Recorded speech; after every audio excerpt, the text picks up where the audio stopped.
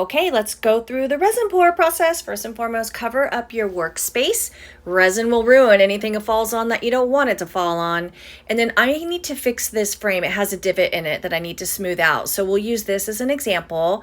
First, I have to sand out that divot until it's smooth and then wipe it down to get all the dust off it.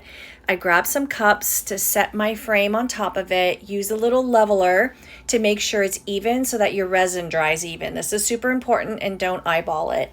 For the resin, I use a tabletop epoxy resin, which is a 50-50. So it's one part A and one part B, and that's it. Use a digital weight thingy, and it's easy peasy. And then stir it for about a minute until it looks thoroughly mixed. Be sure to scrape the sides of your cup when you're stirring, and then pour it over your product.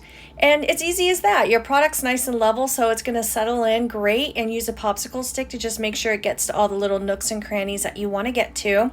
Now, when you pour resin, bubbles will show up, and the way to get the bubbles out is through heat. So grab a gas mask, whatever you have, go outside. If you have to go outside before you heat up your resin, because it will release chemicals in the air.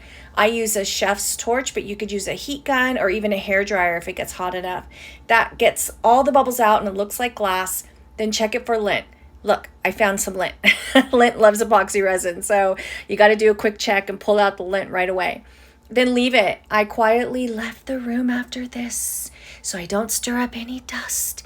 And then I came back the next morning to see how it was. And this is always like Christmas Day, to see if it dried nice and smooth or if a fly flew into it at midnight. You just never know. So this dried beautifully, just showing you here how the tape comes off nice and easy. And it always protect your product before you pour. You can clean up the edges with sandpaper.